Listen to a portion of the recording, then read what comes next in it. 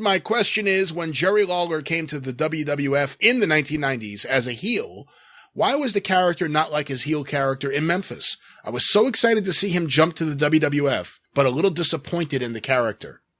I'm trying to think back and figure out what he did differently than he. Well, I mean, he was a babyface by that point in Memphis. It's because he was so cartoony and goofy, and you couldn't take him serious, really. Other than I see what you're saying. Well, I mean, that was, my God, you don't go to a fucking Chinese restaurant and order fried chicken or whatever. He was probably asked to do a lot of those things, and he was probably trying to fit in with the overall tenor of the moment, I guess. At that point, I loved the promos. Because, I hadn't got a chance to see Lawler cut heel promos in so fucking long. And, at the time he was a babyface in Memphis and once again was able to, when he was on TBS as a heel, he was able to tell the people in Memphis why, and they felt he was justified and he was still a babyface. On the WWF show, same thing. People still loved him in Memphis. It was amazing the way he did it.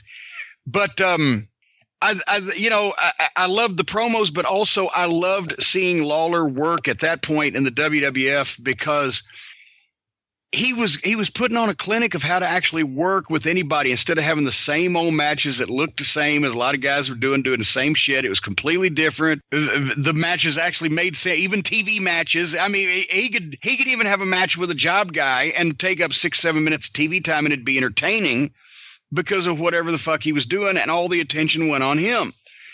But at the same time, I would be sitting in the back watching the monitor, and all the guys would be watching the matches, and when Lawler's match would come up, they'd get up and walk off like, oh, he ain't going to do any moonsaults, we're not going to be able to learn anything. And then it would be the most logical, best psychological, best performed match of the whole night's taping, where he'd make no mistakes and nothing would fuck up. But a lot of the guys didn't want to watch that because he wasn't going to do any flips. Imagine 20 years later, we're in the same fucking situation. See, the thing I didn't like was his commentary style, because that's where you really see the change in Lawler, either as a heel or a babyface from Memphis, and the WWF, WWE Lawler, where it was just exaggerated and childish and silly and, puppies!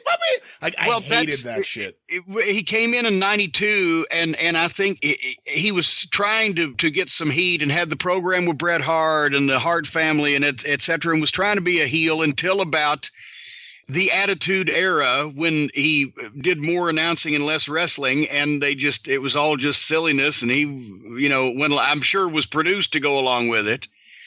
And I'm sure once that Kevin Dunn and Vince heard puppies once, that's why you heard it the next 17,000 times.